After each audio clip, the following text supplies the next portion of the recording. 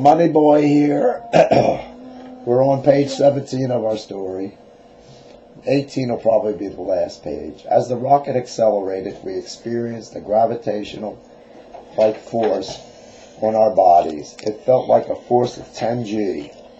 Poor Georgie started crying because it felt like his bones were going to break under the pressure.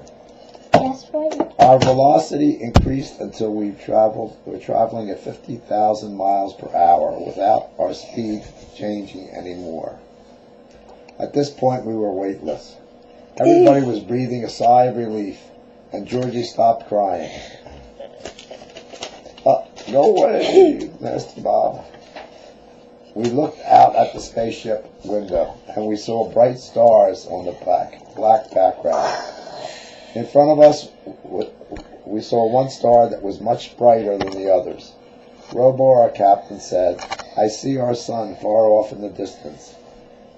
From the size, I estimate that it is over 1 billion miles away. Since the sun is 93 million miles from the Earth is 93 million miles from the Earth, it could be closer to us or further away, depending on where it is in the orbit." We kept on going for what seemed like a very long time. The sun got bigger and bigger, but we didn't see the Earth. It must be on the other side of the sun.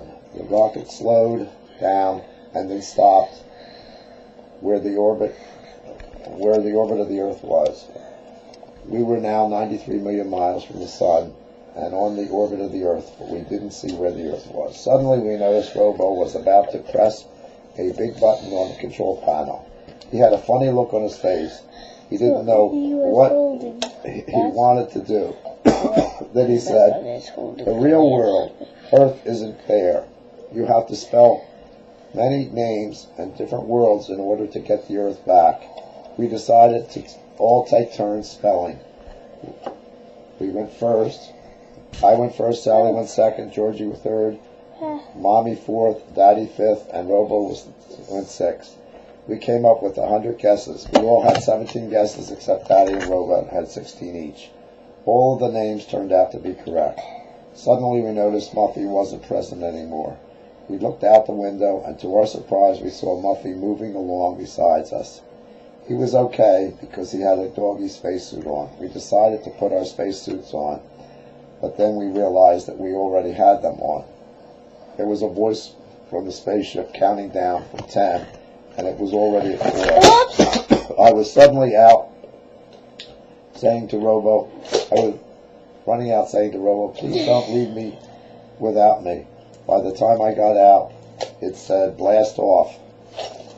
Then I said, "Stop." Robo said, "I can't. I don't know how it works." Well, bye. No, I can't. That's chapter 7.